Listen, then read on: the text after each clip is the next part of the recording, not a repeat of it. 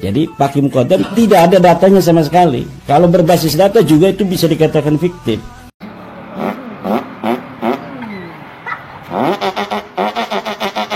Tapi berbasis sosiologis, bahwa orang Jawa saja yang tidak mementingkan nasab itu masih bisa mengurut nama silsilahnya beberapa orang sampai 5.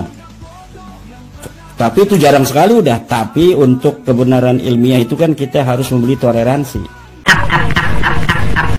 Itu hanya toleransi loh Bang Haji. Kasihan gitu sama Fakih Muqaddam.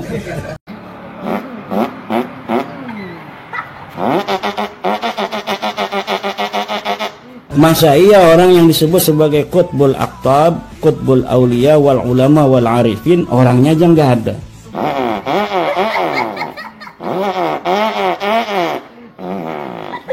Lalu banyak orang yang berziarah ke sana, berbondong-bondong tiap tahun. Kemarin kayak temennya Bang Haji kan itu, Habib Syekh itu.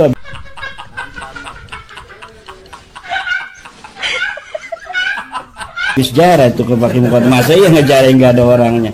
Maka dengan kasihan husnudon itu, kita berhusnudon orangnya ada, tetapi kesejarahannya yang dipublikasi demikian rupa tidak terverifikasi. Ini sangat dangkal dan tergesa-gesa, kurang teliti dalam memahami kitab-kitab nasab, sehingga kesimpulannya lemah, bahkan salah. Bahkan terkesan beliau ini menutup-nutupi beberapa referensi-referensi ya, yang tidak mendukung dia. Dia hanya menampilkan kitab-kitab dan itu pun tidak dibaca dengan lengkap ya, sehingga kesannya kayak apa yang ditampilkan oleh Kiai Imad ini benar-benar ilmiah. Dan insya Allah ini akan kita buktikan dengan ilmiah dan sangat ilmiah, dengan banyak referensi yang telah kita baca, puluhan referensi, dan insya Allah yang dibaca oleh Kiai Imad juga saya baca. Assalamualaikum warahmatullahi wabarakatuh. Senar syiar Islam, mudah-mudahan tambah berkah, tambah manfaat. Rabbana atina fid dunya hasanah wa fil akhirati hasanah wa qina adzabannar. Alhamdulillahirabbil Alhamdulillah. Imad Edan, Imad Edan, semua ulama disalahkan. Imad Edan, Imad Edan, semua dianggap bodoh, yang benar hanya Imad bin Sarman.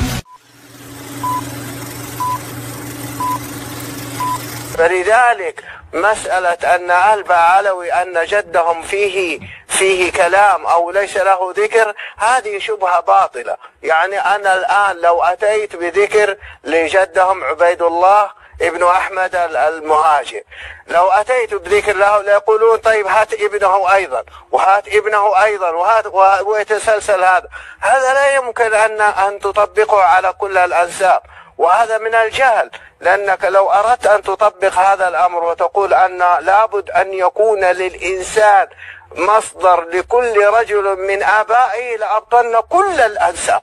كل الأنساب تبطل بهذا الجهل المركب. ولذلك القائل بأن جد البعلوي ليس له ذكر وعلى ذلك يبطل النسب فكلامه يدل على جهله بأصول وقواعد هذه العلم. ببركة آل بعلوي كل قربة لنا بات تنجلي، اللهم ببركة آل بعلوي كل حاجة لنا بات تنقضي، اللهم ببركة آل بعلوي اشفنا وجميع المسلمين شفاء عاجلا لا يغادر بعده سقما ولا ألما، اللهم ببركة آل بعلوي ألف بين قلوب المسلمين، اللهم ألف بين قلوب المسلمين، اللهم ألف بين قلوب المسلمين، اللهم ارحمنا والمسلمين، اللهم احفظنا والمسلمين برحمتك يا أرحم الراحمين، يا كريم واهلها، يا كريم واهلها، يا كريم واهلها، وصلى الله على سيدنا محمد وعلى آله وصحبه. Imad Edan, semua ulama disalahkan.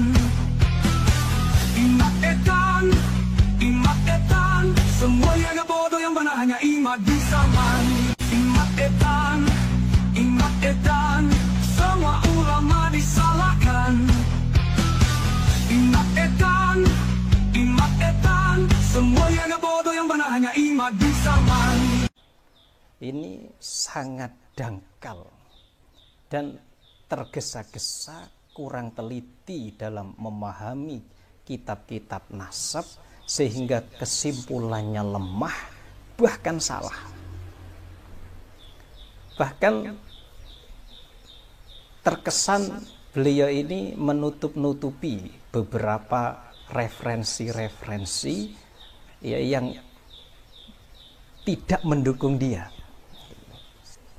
Dia hanya menampilkan kitab-kitab dan itu pun tidak dibaca dengan lengkap, ya, sehingga kesannya kayak apa yang ditampilkan oleh Kiai Imad ini benar-benar ilmiah. Dan insya Allah ini akan kita buktikan dengan ilmiah dan sangat ilmiah, dengan banyak referensi yang telah kita baca, puluhan referensi. Dan insya Allah yang dibaca oleh Kiai Imad juga saya baca berulang-ulang. Khususnya kitab-kitab yang beliau kritik sekali. Ini saya baca berulang-ulang. Misalnya Al-Barqah yang salah dibaca oleh beliau dengan Burqah. Ini akan saya baca berulang-ulang. Sehingga nanti kita akan tahu sebenarnya kitab itu kitab kayak apa sih. Ya. Jadi kita pastikan, ya, kita yakini apa yang disampaikan Kiai Imaduddin ini benar-benar salah dan keliru. Ya, kita akan menyajikan nanti data ilmiah.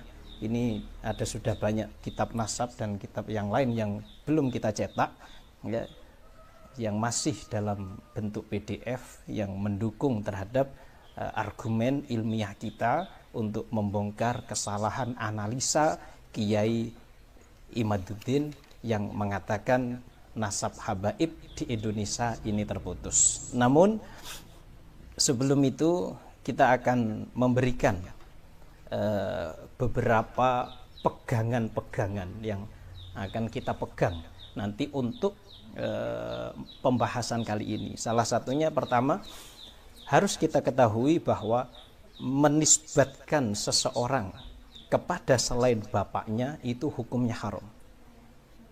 Menisbatkan seseorang kepada selain bapaknya itu hukumnya haram, dan itu jelas dalam hadis yang diriwayatkan oleh Imam Bukhari, disebutkan laisa min rajulin idda'a li ghairi abihi wa huwa ya'lamuhu illa kafara billah.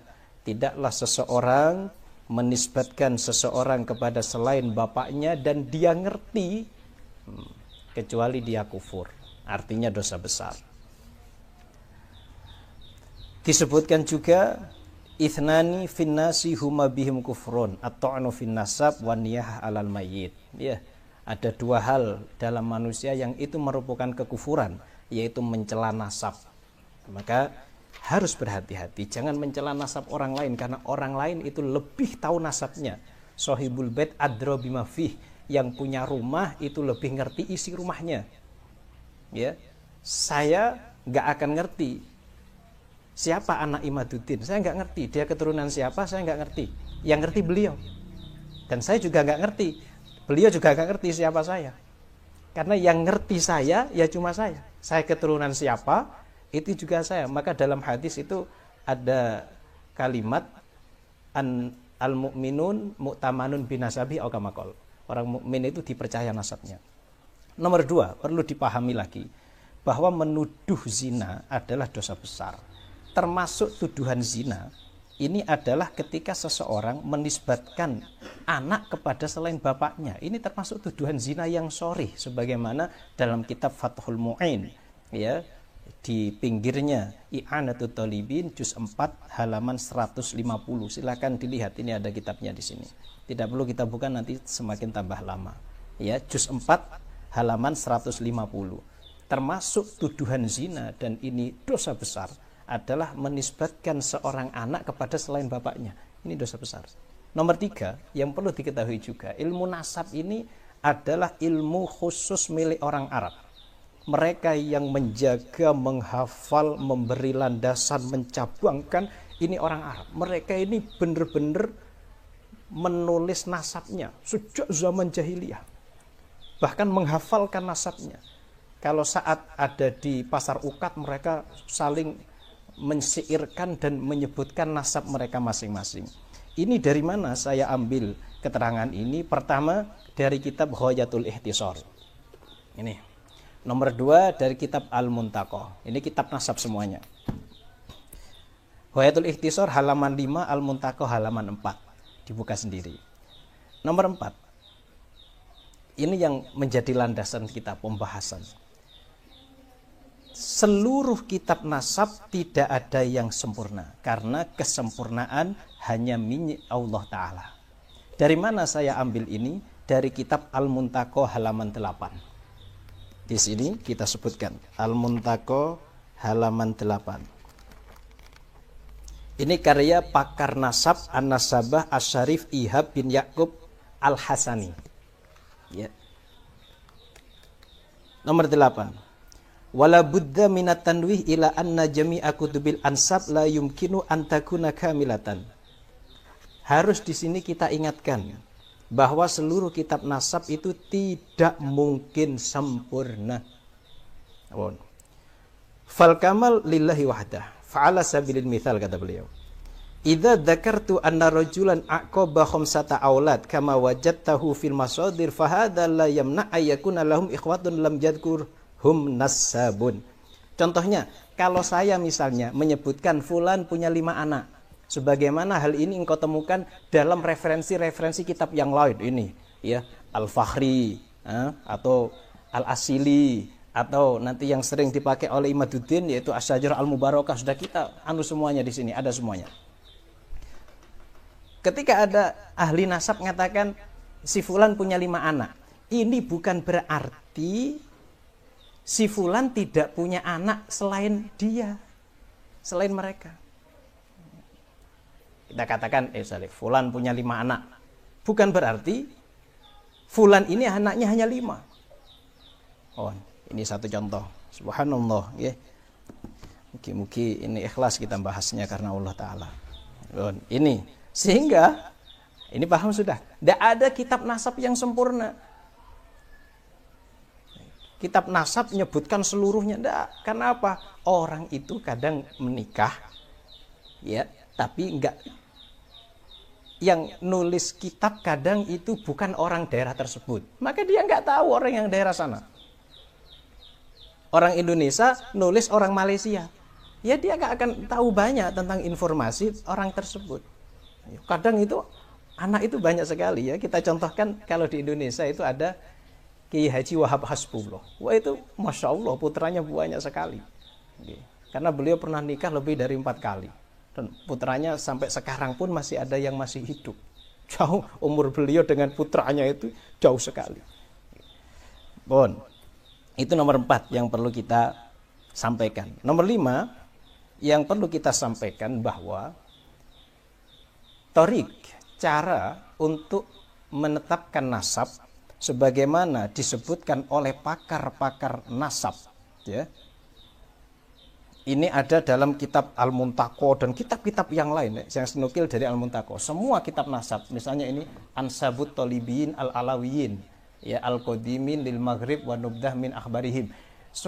Banyak dalam kitab itu disebutkan cara menetapkan nasab menurut ahli nasab. Itu ada 3.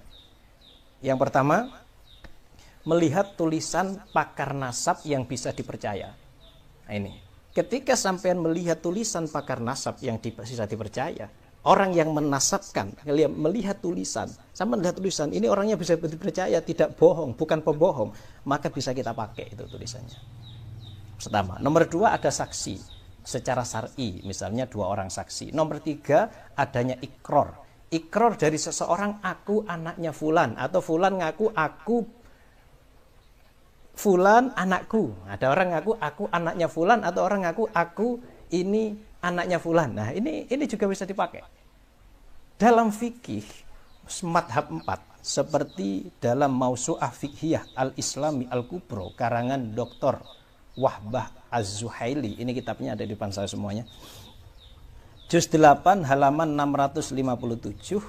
Di situ beliau menyebutkan cara isbatun nasab adalah dengan al-istifadhah atau at-tasamu. Artinya apa? Madhab 4 sepakat memakai ini, bisa digunakan untuk menetapkan nasab. Apa artinya istifadhah? Artinya tersiarnya kabar di antara masyarakat bahwa fulan ini anaknya fulan. Maka ini bisa sudah kita pakai untuk berarti ini anaknya fulan. Ini yang perlu kita sampaikan. Ada berapa? 5 hal. Sekarang kita akan bahas satu persatu kesalahan daripada tesis Kiai Imaduddin. Yang pertama, Kiai Imaduddin mengatakan Abdullah atau Ubaidillah, ini satu nama sebenarnya, bukanlah anak Ahmad bin Isa. Ya. Dengan kesimpulan ini, dan ini kesukaannya dia katanya, saya inginnya itu kalau bahas sesuatu kesimpulannya dulu gitu kata beliau. Di kesimpulannya dia mengatakan bahwa Ubaidillah atau Abdullah bukan anak Ahmad bin Isa, sehingga jalur nasab habaib yang lewat Abdullah atau Ubaidillah putus semua versi dia. Nah, alasannya apa dia mengatakan begitu, Abdullah atau Ubaidillah bukan anak Ahmad bin Isa? Pertama yang jadi alasannya, ini saya lihat dari videonya saat di UIN, ya. Itu saya lihat, saya bolak-balik tak bulan baleni ini beberapa minggu ini saya ngutek-ngutek nasab nih. Sebenarnya kita nggak mau bahas sama habaib, juga ada yang larang saya, tapi ketika ketemu Habib Umar kok saya itu tiba-tiba terbersit dalam hati, saya harus membahasnya gitu ketika di Jombang kemarin. Pertama alasan beliau dalam kitab Asy-Syajarah Al-Mubarakah. Nah, ini kita ada kitabnya nih, sudah tak siapkan semua. Oke, mana tadi anak-anak yang meletakkan ini? Aduh lah, nggak diletakkan yang bagus. Nah, sebenarnya, nah ini Asy-Syajarah Al-Mubarakah karya Fakhruddin Ar-Razi. Ya, sudah saya baca. Beliau wafat 606 Hijriah. Dalam kitab itu Fakhruddin Ar-Razi hanya menyebutkan bahwa anak Ahmad bin Isa adalah 3, yaitu Muhammad, Abu Ja'far di Roy, dan Ali di Romlah. Okay. Muhammad, Abu Ja'far di Roy. Nah, Muhammad ini Abu Ja'far di Roy. Lalu Ali di Romlah dan Husain di Naisabur. 3 anaknya siapa namanya? Ahmad bin Isa. Tidak menyebutkan Abdullah atau Ubaidillah. Yang disebutkan hanya Muhammad, Roy, Iran, terus Ali, Husain. Ini saya katakan. Alasannya, kenapa kok cuma 3? Berarti Abdullah nggak ada. Ini kata Imaduddin. Alasannya di situ ada Syekhut Hasr. Ketika pakar nasab kata Imaduddin menyebutkan bilangan, berarti anaknya cuma itu. Gitu. Tapi alasan ini keliru dan langsung dibantah oleh pakar nasab dalam kitab Al-Muntaqah tadi yang telah kita baca, ya kan toh? Nah, dalam kitab ini halaman 8 tadi dikatakan, ketika saya menyebutkan dalam kitab ini fulan punya anak 5 seperti yang kau temukan, kata beliau, dalam referensi-referensi yang lain, termasuknya apa ini? Syajarah Mubarakah, ya, ila akhiri. Itu tidak berarti fulan hanya punya 5 anak. Berarti 5 anak itu nggak punya saudara. Nggak. Bukan berarti begitu. Mereka mengatakan tersebut itu sesuai dengan pengetahuannya, sesuai dengan ilmu yang didapatnya. Ya, tuh. Bukan berarti bahwa anaknya cuma 3. Bahkan, ini kan yang bahwa kitab itu nggak lengkap, nggak ada kitab nasab yang lengkap. Bahkan ada dalam kitab lain itu disebutkan ya bahwa anak daripada Ahmad bin Isa itu cuma 2, dan itu hanya menyebutkan Muhammad dan Abdullah. Lah, unik kan? Nanti ketemu nanti. Dalam kitab mana. Ya Allah. Beliau ini nukil dari beberapa kitab. Ya Allah, mana tadi? Ya, nanti ketemu. Nah, ini kitabnya. Itsbatu ittisali nasabi sadah alawiyin, karangan Al-Allamah As-Said Umar bin Sultan Al-Atas Ba'alawi. Ini mudarris bil Masjidil Haram Al-Makki. Dalam kitab yang dinukil beliau, di situ disebutkan Anaknya Ahmad bin Isa hanya 2. Ini yang nyebutkan banyak ulama, yaitu Muhammad dan Abdullah, tanpa menyebutkan yang 2 tadi. Ayo, mau gimana ini? Kitab nasab saling melengkapi. Maka di sini disebutkan itulah pentingnya nulis kitab nasab, supaya yang belum dimasukkan supaya dimasukkan. Itu. Di sini baca Al-Muntaqon nanti halaman 8. Ayo, itu. Bon. Jadi kalau Fakhruddin Ar-Razi mengatakan anak Ahmad bin Isa cuma 3, itu tidak menafikan bahwa Ahmad bin Isa punya anak yang lain. Kita lihat pakar sejarah yang lain mengatakan gimana tentang Ahmad bin Isa. Apa cuma itu anaknya? 3 saja. Muhammad, Abdullah, Ali dan Husain. Apa itu saja? Tidak. Ini hanya sepengetahuan Ar-Razi saja. Sebagaimana ucapan Sayyidah Aisyah, ini masyhur dalam riwayat Bukhari Muslim. Aisyah mengatakan makana Rasulullah sallallahu alaihi wasallam yazidu fi Ramadan wala ghairihi ala 11 rakaatan. Aisyah mengatakan begini, Rasulullah itu makana, tidak pernah. Bahasanya tidak pernah. Makana, Rasulullah tidak pernah menambah 11 rakaat saat di Ramadan atau selain Ramadan. Jadi sholatnya Rasulullah itu di Ramadan dan selain Ramadan cuma 11. Ini versi Aisyah.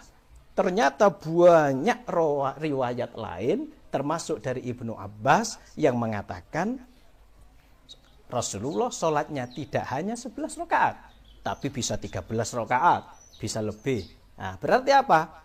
Yang dimenangkan siapa? Yang dimenangkan sahabat yang mengatakan lebih. Kenapa? Karena mereka ilmunya lebih banyak dari Aisyah. Aisyah mengatakan cuma 11, yang lain mengatakan 13. Berarti yang mengatakan 13 lebih tahu dari yang mengatakan 11. Paham betul? Nah, itu. Dan ini yang dikatakan oleh Ibnu Hajar Al-Asqalani dalam Fathul Bari. Bon. Semua itu kita nukil di sini tentang Aisyah. Fiqhus salaf fi sholatit tarawih. Silakan dibaca. Ini di sini. Halaman 8. Udah kita tulis ini. Ini sebenarnya nanti kalau ditulis bisa jadi buku nih, ini video ini ya. Ini insya Allah nanti kapan-kapan akan kita jadikan buku. Ya, biar dibaca semua dan dalil-dalilnya bisa dipahami, supaya nanti kalau ada yang ngeritik monggo gitu kan. Apa kesalahan saya misalnya, nggak apa-apa. Berarti yang dipakai oleh siapa namanya? Imaduddin Syajaratul Mubarakah tertolak. Ucapannya yang mengatakan anaknya Ahmad bin Isa cuma 3 berdasarkan kitab Sajarah Mubarakah yang mengatakan cuma 3, yaitu Muhammad, Ali dan Husain, maka ya pendapat ini tertolak. Siapa yang nolak? Pakar nasab Al-Habib Asy-Syarif ya. Habib nggak mau beliau nih. Syarif karena beliau Al-Hasani. Syarif Ihab bin Ya'qub Al-Hasani. Tertolak sudah. Kalau tertolak berarti satu alasannya gugur. Nomor 2, kalau satu alasan gugur berarti ditetapkan anaknya Ahmad bin Isa tidak cuma 3. Berarti berapa? Nanti. Nomor 2, alasannya Imaduddin nomor 2, yang mengatakan Ubaidillah atau Abdullah bukanlah anak Ahmad bin Isa. Alasannya kitab-kitab abad ke-5, ke-6, ke-7, dan ke-8 tidak ada yang menyebutkan bahwa Abdullah atau Ubaidillah adalah anak Ahmad bin Isa. So, ini juga kesalahan. Ini juga kesalahan. Atau kalau beliau ini tahu, berarti ini pembodohan. Kalau beliau tahu, ini pembodohan berarti. Para ulama di abad-abad tersebut banyak yang menyebutkan bahwa Abdullah atau Ubaidillah ini adalah anak Ahmad bin Isa, baik secara tersirat ataupun tersurat, baik secara isyarat ataupun secara nason. Yang menyebut secara tersirat itu kebanyakan mereka ini memang nggak tahu. taunya punya anak banyak gitu saja, cuma nggak tahu siapa saja, sehingga cuma menyebutkan satu saja, yaitu Muhammad biasanya. Sebagaimana yang sering disebutkan oleh Imaduddin yang mengatakan dalam Al-Fahri, dalam Al-Asili, dalam wah ini cuma disebutkan sebagian dari. Lah, kata-kata Imaduddin yang mengatakan sebagian dari, sebagaimana yang saya baca, itu benar-benar tidak menafikan bahwa anaknya Ahmad bin Isa itu adalah Abdullah. Sehingga pakar nasab itu pinter mereka. Karena mereka nggak tahu semua anaknya, mereka cuma mengatakan sebagian. Karena memang yang ditahu adalah sebagian. Dan kebanyakan mereka bukan orang Yaman. Sehingga nggak ngerti yang di daerah Yaman. Gitu. Coba kita lihat. Fakhruddin Ar-Razi tadi, orang mana? Orang Iran itu. Nggak ngerti yang di Yaman. Ya nggak paham ya, cuma nyebut itu saja. Sekarang pertama kitab Al-Fakhri, ya. Al-Fakhri, nih kitabnya. Saya juga punya nih. Imaduddin juga punya. Dalam Al-Fakhri. Beliau menyebutkan sebagian anak Ahmad bin Isa. Cuma ngutipnya Kiai Imad ini tidak lengkap masalahnya. Kita lihat halaman 29 ya. Kita langsung saja biar nanti ini tidak menimbulkan fitnah-fitnah yang aneh-aneh. Nah, kita sebutkan halaman 29. Ini 29. Wah, kalau bisa dilihat sama enak ini ya. Ini sebenarnya nih yang paling bawah nih. Bisa dilihat. Nah, agak lama supaya nanti kalian tahu semua. Coba dilihat. Amma Isa an-Nakib fa'aqaba min waladihi ahada asara rajulan. Ahmad al-Abah as-Saqqat lahu akibun kathirun. Cukup. Adapun Isa an-Nakib, dia ini mempunyai anak 11 orang laki-laki. Wah, anaknya 11 kesebelasan pokoknya. Dari 11 itu salah satunya Ahmad al-Abah as-Saqqat lahu akibun kathirun.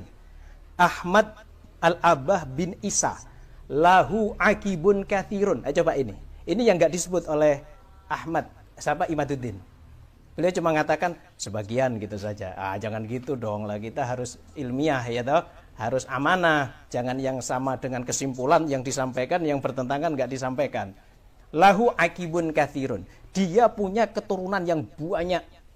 Kata-kata banyak dalam bahasa Arab itu bukan cuma 2-3, Pak. Wabatha minhuma rijalan katsiran wa nisaa. Masa mung telu? Rijalan katsiran wa nisaa. Masa cuma 3? Sudah rijal katsiran. Oke, berarti luweh dari telu.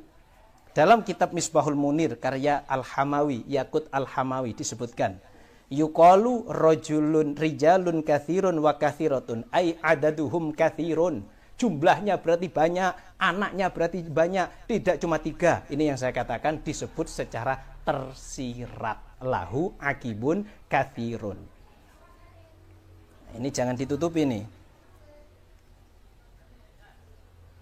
Atau dalam kamus disebutkan yang dimaksud dengan kathirun itu makana wafirul kamiyati, sesuatu yang sempurna jumlahnya, artinya berarti sangat banyak sekali. Ini dari apa tadi? Dari Al-Fakhri. Sekarang Al-Fakhri ini wafat tahun 614, berarti beliau hidup pada abad ke-6. Al-Fakhri. Sekarang yang kedua dari kitab Al-Asili. Mana Al-Asili? Ini kitabnya Al-Asili. Meninggal tahun 709 Hijriah. Selesai Al-Asili, Al-Muntaqo selesai, Sajarah Mubarakah selesai, ini selesai.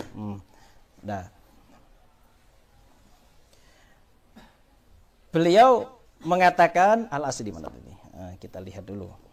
Al-Asili termasuk keturunan Ahmad bin Isa adalah Al-Hasan bin Abi Sahal, Ahmad bin Ali bin Abu Ja'far, Muhammad bin Ahmad.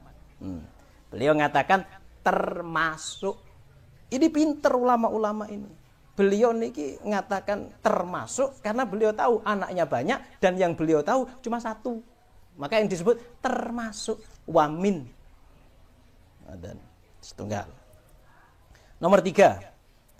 Abul Hasan Al-Ubaidali. Wafat tahun 435. Dalam kitab Abnaul bukan. Ini kitanya nggak saya cetak. Tahdhibul Ansab. Oh, mana tadi? Tak fotokopi saja. Saya udah habis banyak. Tak fotokopi saja. Ya. Kitab Tahdhibul Ansab karya Ubaidali yang ditaklek dan diluruskan oleh pakar nasab namanya Ibnu Tobatoba. Ibnu Tobatoba wafat 449 Hijriah. Kalau Ubaidali tadi wafat 435 Hijriah. Di sini disebutkan dalam kitab ini, wa Ahmad bin Isa An-Nakib bin Muhammad bin Ali Al-Uraidi yulaqabu An-Nafad. Ahmad bin Isa An-Nakib bin Muhammad bin Ali Al-Uraidi min waladih. Coba dengarkan ini. Ya, coba lihat ini. Biar tahu. Min waladihi Abu Ja'far Al-A'ma. Termasuk dari anaknya namanya Abu Ja'far Al-A'ma. Siapa itu?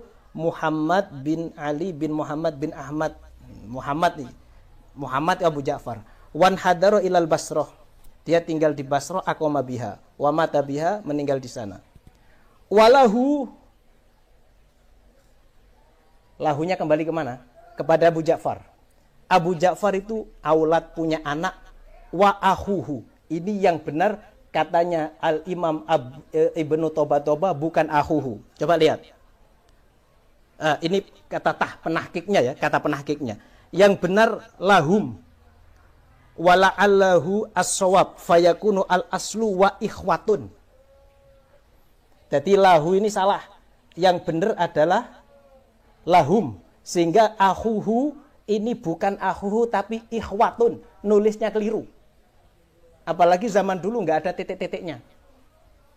Jadi gimana artinya?